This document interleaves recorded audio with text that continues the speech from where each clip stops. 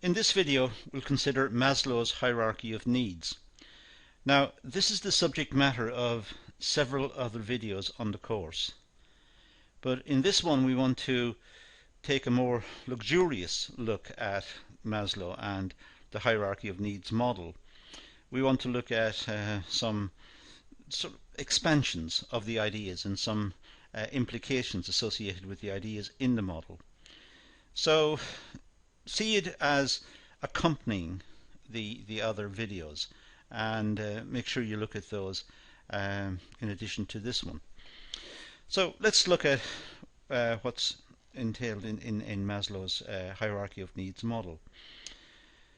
Well, Abraham Maslow introduced his framework of a hierarchy of needs in 1943 during his writing on the theory of human motivation. In fact, there were a couple of publications around this time.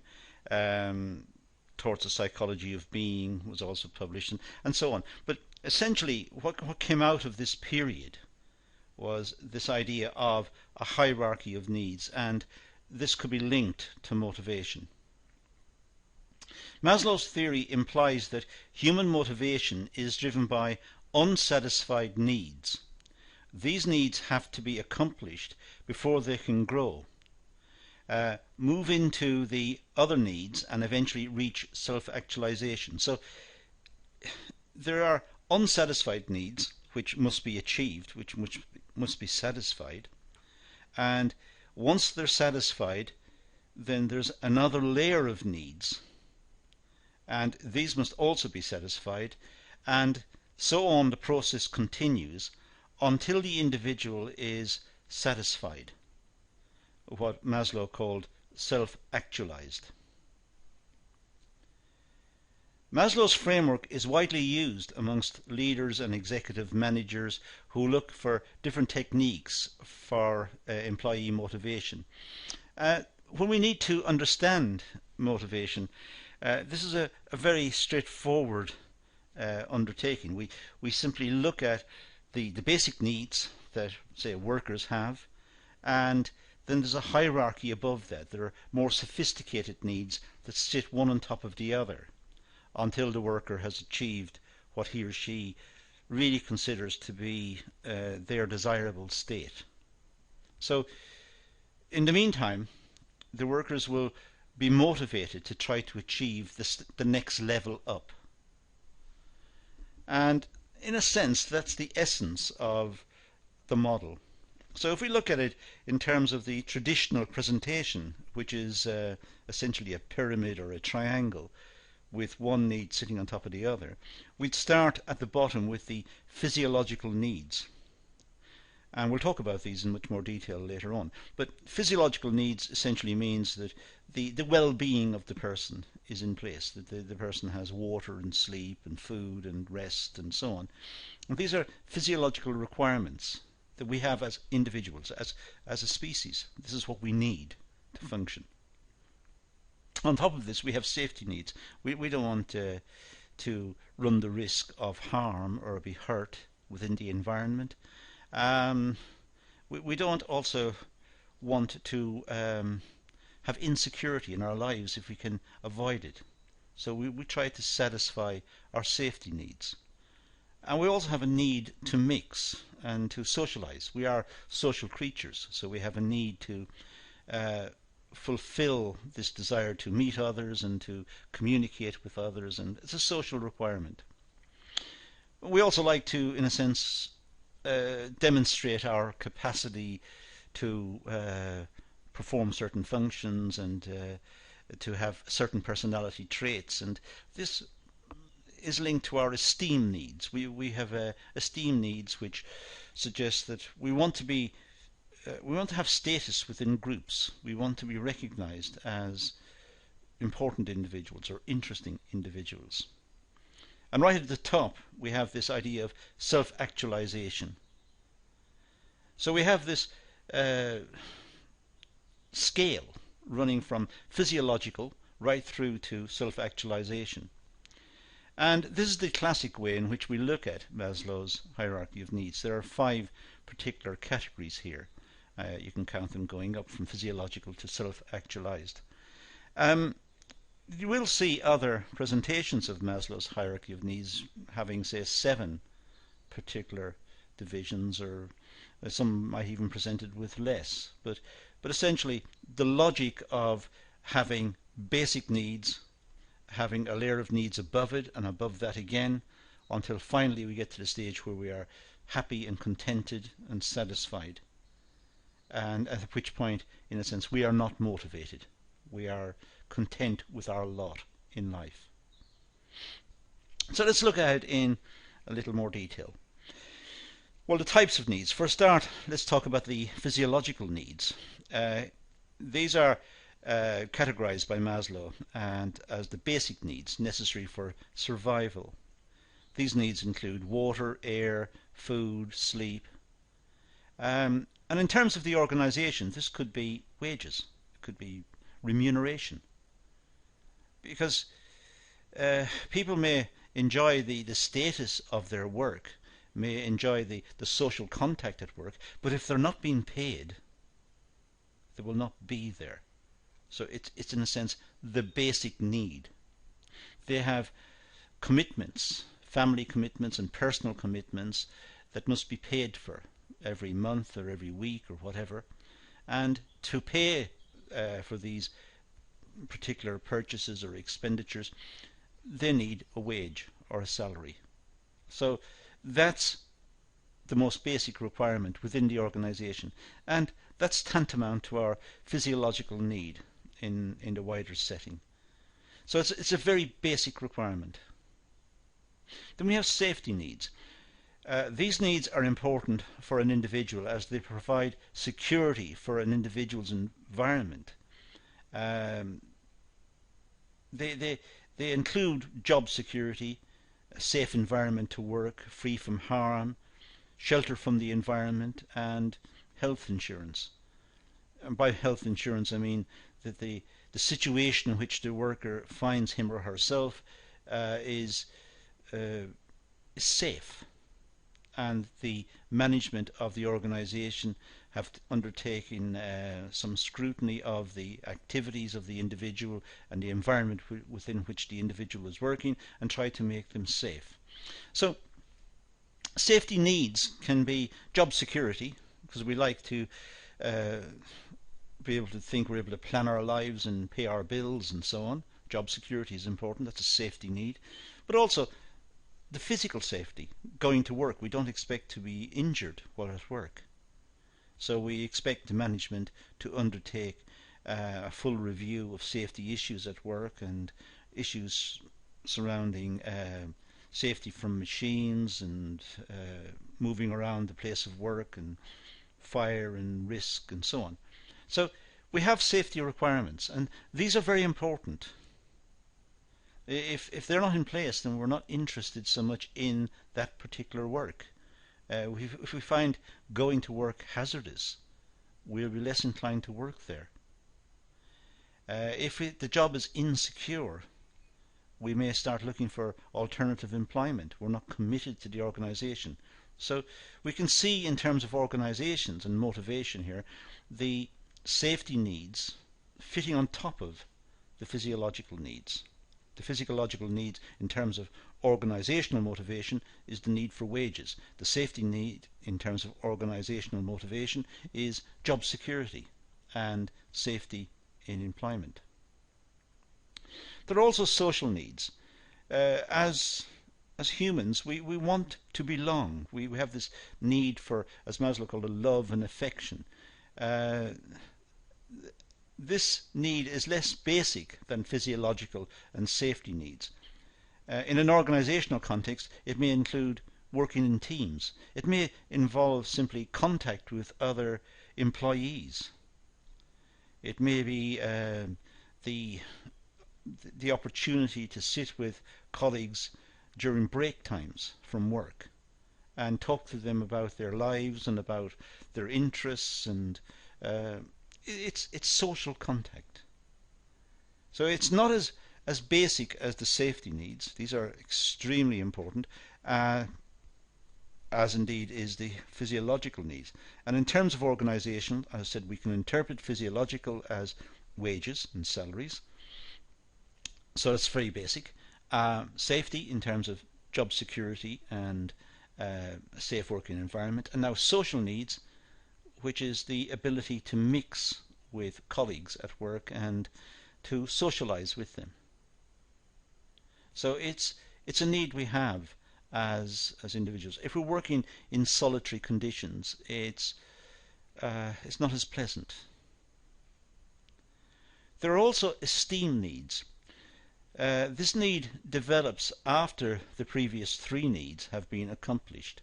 So it sits on top of the previous three: the physiological, the safety, and the social.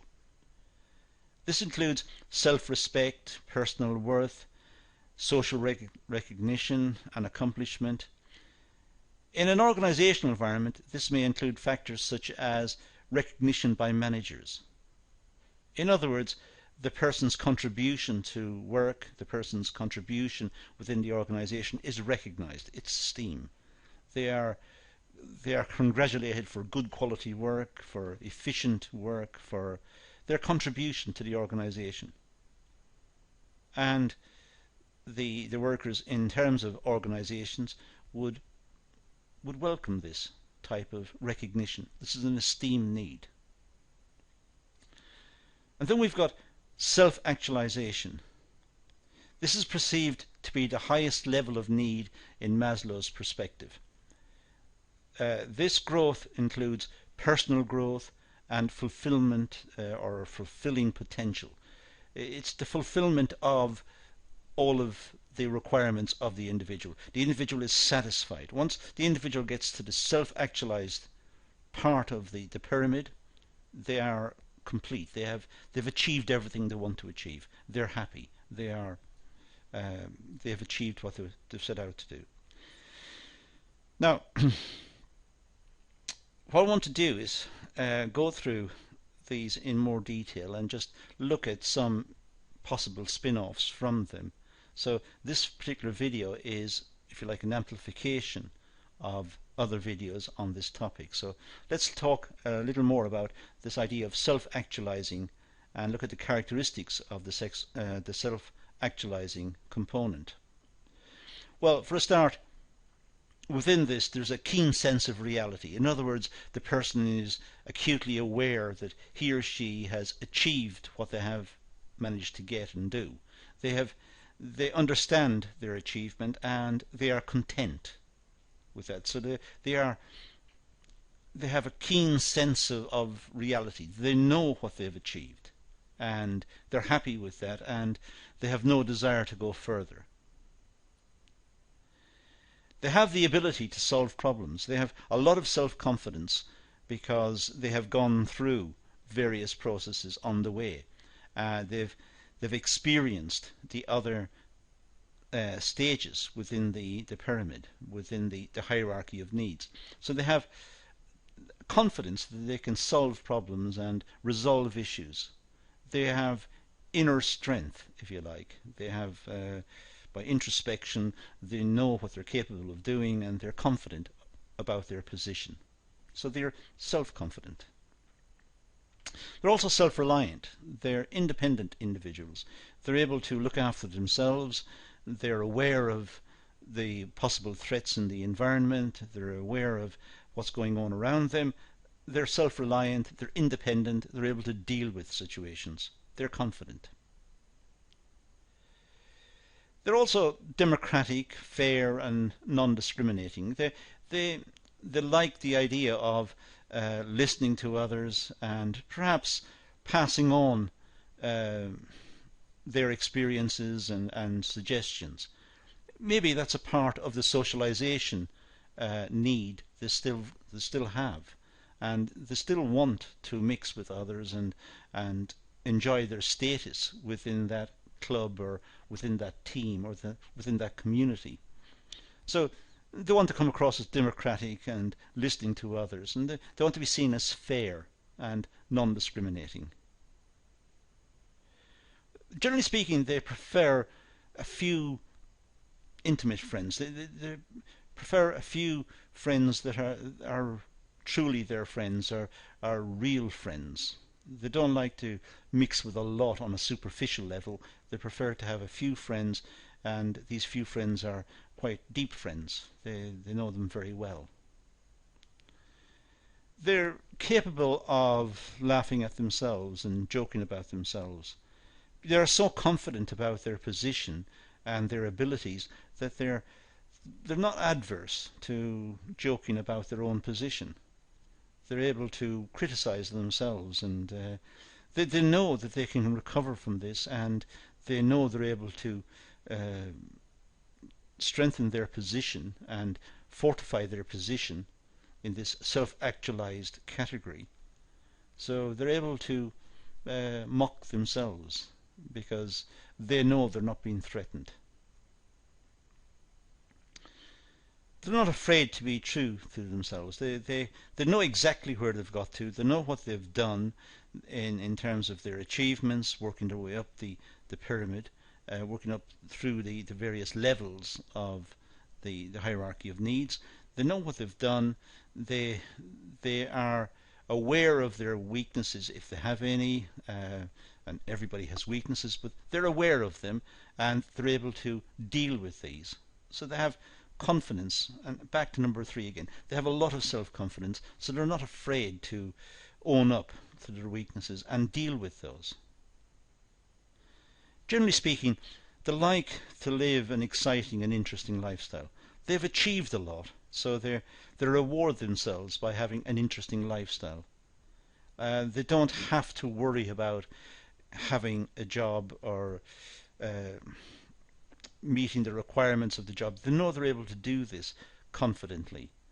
So they're able to take their free time and develop interesting lifestyles and be a little more exciting and a bit more rewarding towards themselves, because their achievements enable them to do this. They are innovative. They will look at new opportunities, and they'll look at new processes and new ways of working, and they will be innovative. Maybe this is related to number 9, the exciting and interesting lifestyle. So they perhaps have the self-confidence to try out new things because they know they're able to work within their existing requirements and they're able to perform well within the organization. They're not threatened in any way, so they can, to some extent, experiment and try out new ideas. Their personality has been developed through the self-confidence they've got from their position, from their experiences and what they've achieved and what they've done, and this enables them to influence others. Others will look up to them and respect them, and they're able to make an impression on others. So the self-actualizing characteristics means a very confident individual who has achieved a lot and has worked his or her way up through the various needs, understands the various needs, and has enabled him or her to, if you like, tick the box. They have achieved those various needs on the way up to the self-actualized position. So it's not like other needs. McLagan in 2003 suggests that self-actualization can only be acknowledged once the individual has understood their personal moral ideals. The individual decides their self-actualizing opportunities. So self-actualization is not an absolute category. It is determined by the individual. So some people may be self-actualized at a different level to others. Some people may be content and happy at different levels of achievement. So not everybody goes to the same level. Some people will have ambitions to just carry on and achieve more and more. Other people will sit back and be happy with their position and what they've achieved. So it's not an absolute standard. It's one that's determined by the individuals. Management try to provide different experiences for employees to reach self-actualization. However, it has limited effect on an employee motivation level. So, in a sense, once the individual has achieved the basic needs, the physiological ones, if you like, once they've got a salary that they're happy with and they can live on, they will desire more salary because they'll want more purchasing power outside. But once the safety needs are in place and once they have a social framework at work, they may be quite happy with that and will be content to work under those conditions. Others may require esteem and recognition and promotion. That is what drives them. And yet again, there will be others who will get to the stage where they want all of those different levels, and they want a sense of confidence that they have achieved this. But it will vary from individual to individual. Some will be happy to have achieved perhaps the basic needs, having a reasonable salary, having security of employment, and have some social framework at work, and perhaps be quite happy with that. Others will want to go on for recognition and more status and so on. Properties of the framework. Well, once a need has been satisfied, it no longer remains a motivator. So once a need is achieved, then that's not what's motivating the individual. They move to the next level. So once physiological needs are met, then they will move to safety needs to try and secure their position. So that becomes the motivator. But right at the very start, the motivation is to perhaps get a job with a good salary. That's the motivator. That's what brings the individual into action. But having achieved the salary, then they will want perhaps to secure it. They may always refer back to salary and want more. So there is a loop back to try and improve it. But they may want to improve that further up the hierarchy. For example, with esteem needs. Esteem needs mean they've been recognized for their contribution, and that may feed back to more salary. So there's more recognition of their contribution. So physiological needs, the basic needs of, let's say, having a good salary, that's the first motivator, that's the first level. The next one, securing it. And they have moved to that being a motivator. And once that's been achieved, once they're confident that they've got the job and the job is secure and even the conditions in which they're working is secure, then they will move to the social needs. See what sort of people are there, and are there friendship possibilities within the workforce. So they move to the next level, and that could be the motivator. Eventually they enjoy working there because of the contact they have with their colleagues, and so on.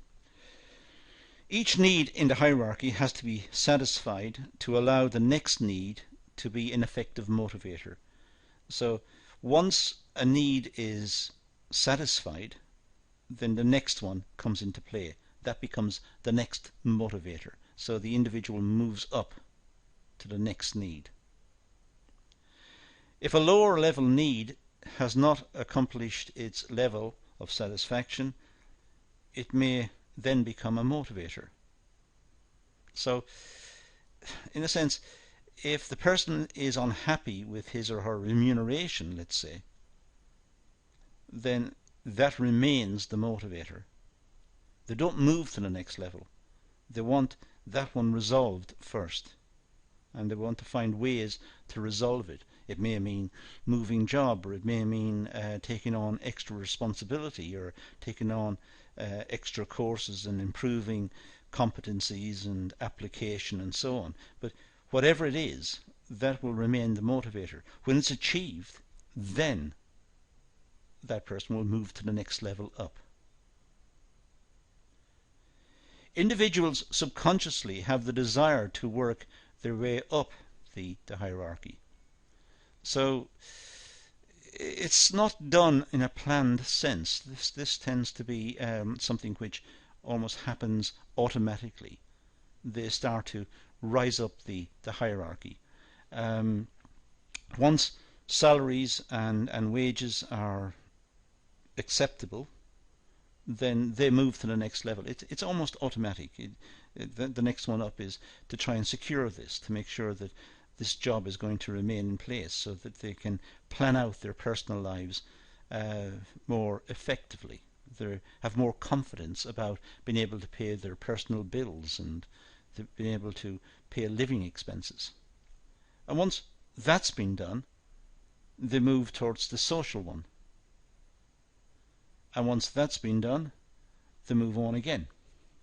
So it's almost done subconsciously. There's no real thinking about this. It happens almost in an automatic way. But self-actualization is a different type of need.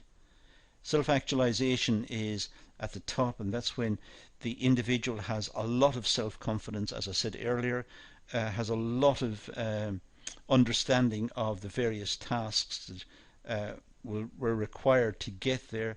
They have confidence in themselves and in their abilities. They're not trying anymore because they're satisfied. They're happy with their position in life. They are self-actualized. That's at the very top of the pyramid.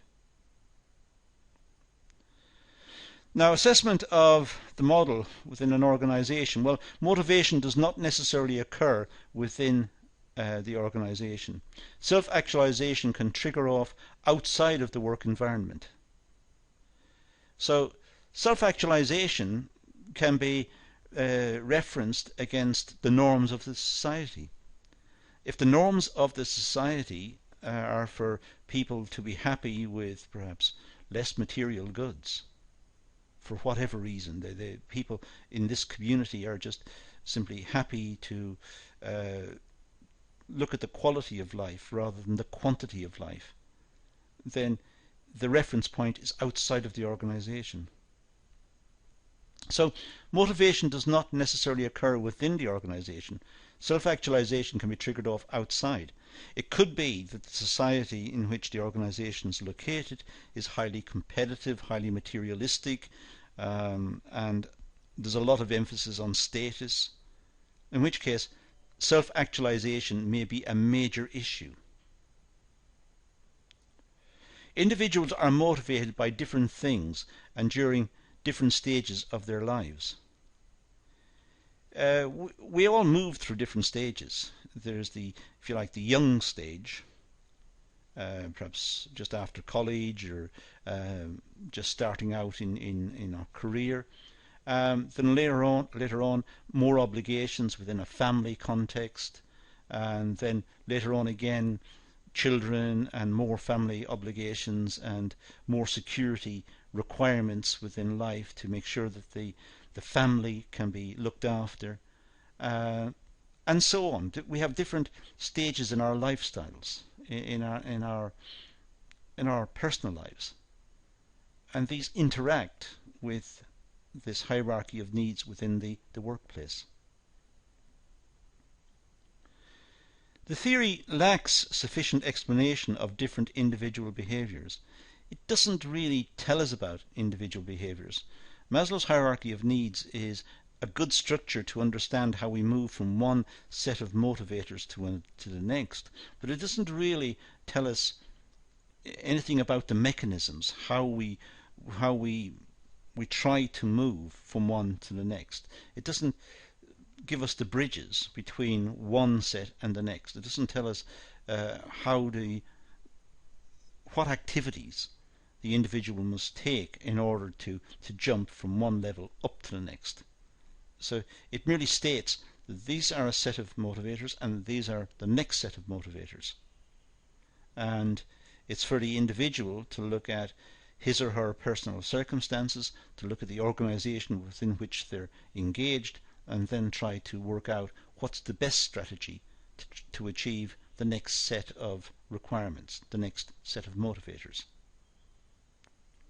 Organizational activities can result in more than one need being satisfied.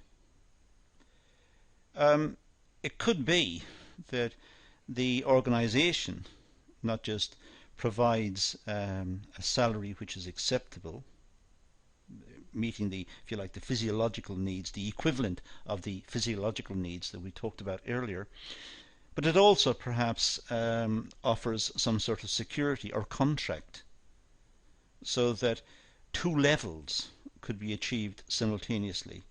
So by working for the organization, the employee has, in a sense, ticked two boxes straight away and will then move towards satisfying the social needs.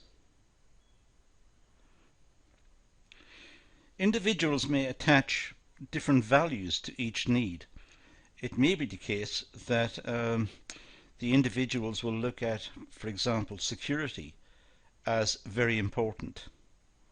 So they're prepared to accept less remuneration, but in compensation they must have more security.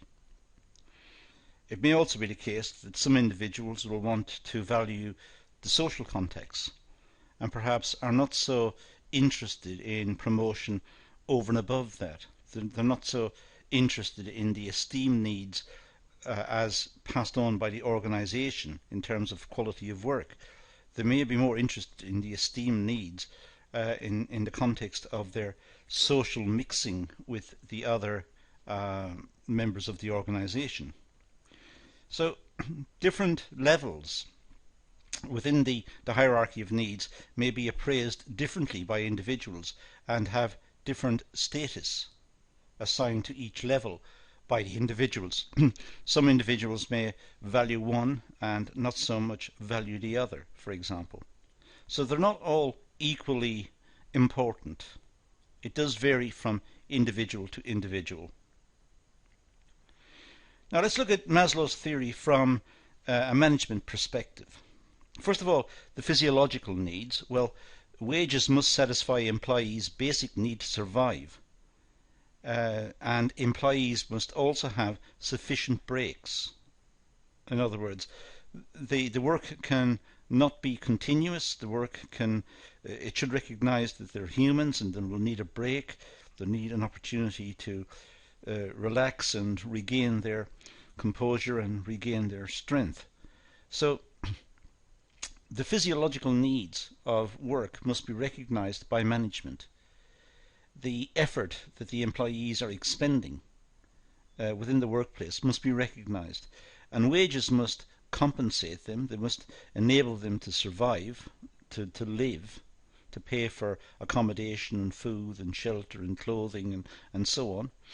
But it must also enable them to function in terms of their own physiological requirements. They must have breaks from the work. They must have an opportunity to have a drink and to rest and to regain their strength, as I said. Safety needs. Well, employees are working in a safe environment. They need to work in a safe environment. They need to have job security and perhaps some additional benefits, perhaps healthcare benefits or insurance, or knowledge that if they're ill or away from the workplace they will still receive some remuneration. So they need to have some sort of safety factored in, and management, if they supply this, will be seen as more cooperative with the workers. There will be more loyalty on the part of the workers, and one of the needs within the hierarchy will be checked. It'll be completed. So these are the first two that management need to recognize. But the management should then move on to looking at providing a friendly environment and a sense of belonging, a sense of trust in the individual, and a sense of belonging that the individual is valued and respected for his or her contribution to the organization. Esteem needs can also be mentioned here, because employees feel valued perhaps by recognizing their achievements. They feel valued by the organization. The organization recognize what the employees have done, what their achievements are, and they have congratulated them and thanked them and perhaps given them some reward, a bonus perhaps. And they feel that they have some esteem within the organization. And self-actualization, well, provide employees the opportunity to reach their full potential. Keep employees motivated by providing them with appropriate challenges to accompany their needs. So the organization is recognizing that some individuals will have will want a more challenging existence. They will want to problem solve. They want to show their individual talents. They want to achieve. They want to be recognized for what they've done. They have this desire to constantly, in a sense, evolve within the job. And management should really be able to accommodate this by allowing the workers who have the skills and the abilities to do this to rise up and perhaps become managers or line managers or departmental managers, whatever. But they're able to rise up through the organization and gain the confidence to complete the tasks that are expected of them and be recognized for having those abilities. In this case, they become self-actualized. Now, concerns with the Maslow hierarchy. Well, some needs have an adverse effect. For example, the need to socialize may result in different behaviors from different individuals. It could be the need to socialize jeopardizes productivity, or it could be the need to socialize perhaps may lead to conflicts and disagreements within the workplace, which could be adverse. So the fact that there is the opportunity to socialize is perhaps desirable, but there are risks associated with it also. And individual behavior tends to react to more than one need. Sometimes the workers will want better salaries, better wages, but they will also want security, and that'll come as a package. The two will come as one requirement. They will want more remuneration and their jobs safeguarded. And we often see within the trade union system, for example, the trade unions making claims on organisations for more remuneration for their members and job security. So the two elements are combined. So sometimes behaviour tends to react to more than one need. And there's also the problem of how do individuals know when a need has been satisfied? Well, in the context of, let's say, security, job security, it could be that the management issue a contract and say that their jobs are guaranteed for the next year. That may indicate to them that they have achieved their security, so they may move on to the next level. In the absence of that, it's difficult for them to know if they have got job security. They may be working day to day, they may be working week to week. They're not sure if they're going to have a job in a month's time or in a week's time. It's difficult for them to know how secure their jobs are. And likewise with this, the social need. How does the individual measure this? It's presumably done by introspection, by thinking that the place they work is an enjoyable place. It's one that's nice to go and work there because they've got friends there. But only the individuals can gauge that. And then it's also the case that friends within the workplace may leave to go to work elsewhere because they've been offered perhaps more salary or more wages elsewhere. So that social framework has been partially destroyed. Does that mean then that the person who has engaged in work because they have completed the first two stages of Maslow and moved on to the social stage, will now have to regress and go back to the second stage, which is the security stage, because in a sense they can't go on because there is no social stage. Their friends have left. So individuals have to try and work out whereabouts they are within the hierarchy of needs. The model does not address the behavior of a wide range of individuals. For example, working for low pay for the sake of future benefits. There's a wide range of behavior that we may encounter within work. Sometimes people will work for very little because they enjoy the ambience of the workplace, they like the environment in which they work. So they're satisfied, not self-satisfied, but they're not self-actualized, I should say. They're contained within that one level, but in a sense they're quite happy within that one level. So they're working for perhaps very little remuneration, but they take out their enjoyment of the experience of working there, and that's what they appreciate.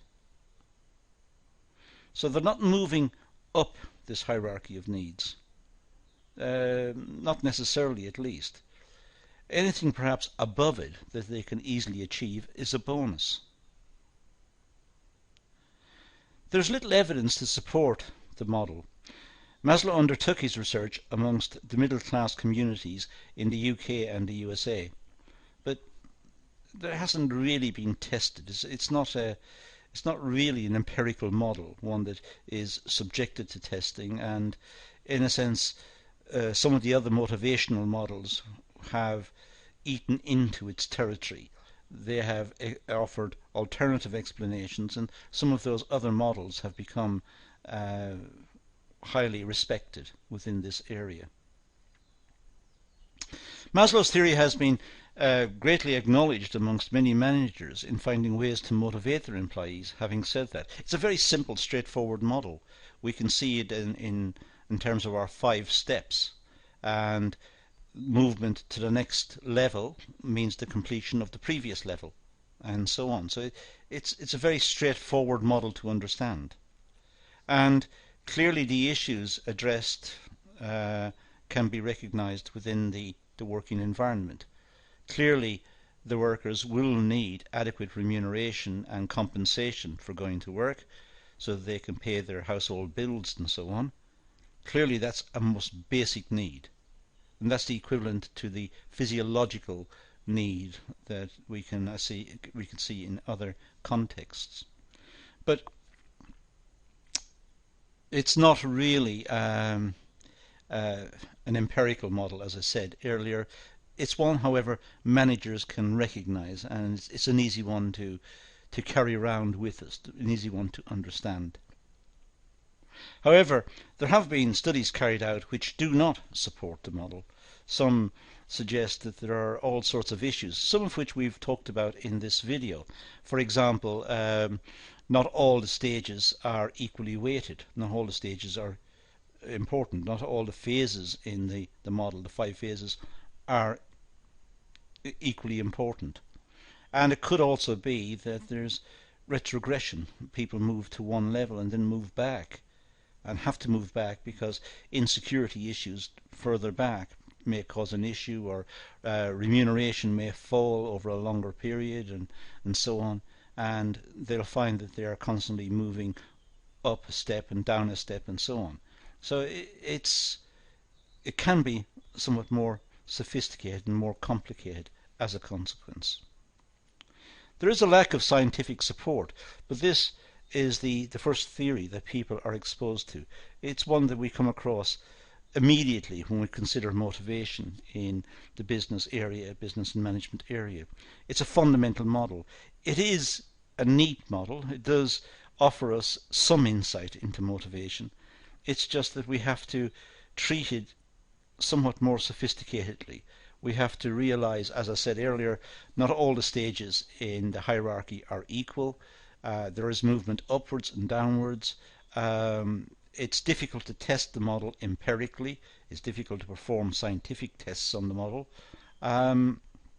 And different stages have to be recognized by individuals as being complete before they move on, and not all individuals can recognize when stages are complete. So it is much more complicated than it looks, but at the same time it does offer us a very good opening introduction to motivation within organizations. So that's all we'll talk about in this session, so let's leave it at that and say thank you for watching.